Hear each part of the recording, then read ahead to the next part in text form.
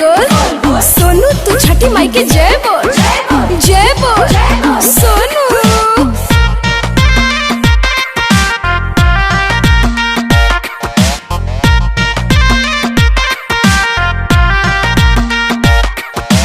देह बाटे पातर चितर सुनाए भौजी एक तबारू तू सुखाल।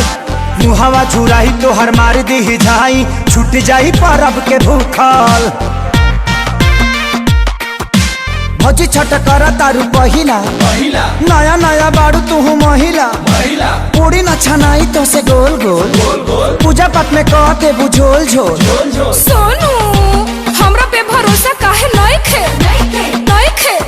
अरे भूख लगी त सुनाए भौजी रोबू हमके धई के।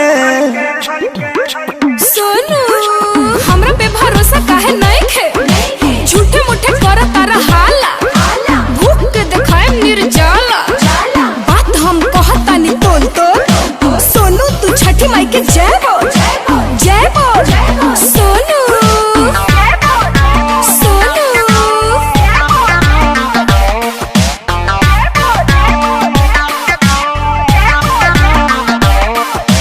कहल खेसारी सुनय भौजी जहरी नदिया बाती।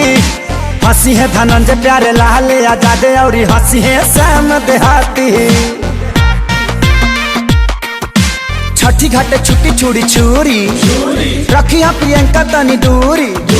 छठी मैया के जय जय बोल बोल भीड़ावा में चलबू कैसे डोल डोल। सोनू हमरा पे भरोसा काहे नहीं खे। हमारा के सासू लगी हन बोले पता चली जब महके। सोनू हमरा पे भरोसा काहे नहीं खे।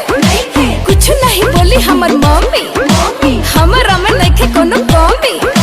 पीटे जानी झूठो के ढोल ढोल। सोनू तू छठी माई के जय बोल, जय बोल सोनू।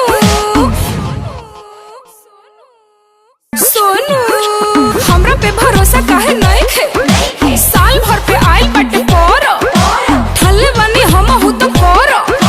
किले बनी सेव नारियल गोल गोल। सोनू तू छठी माई के जय बोल।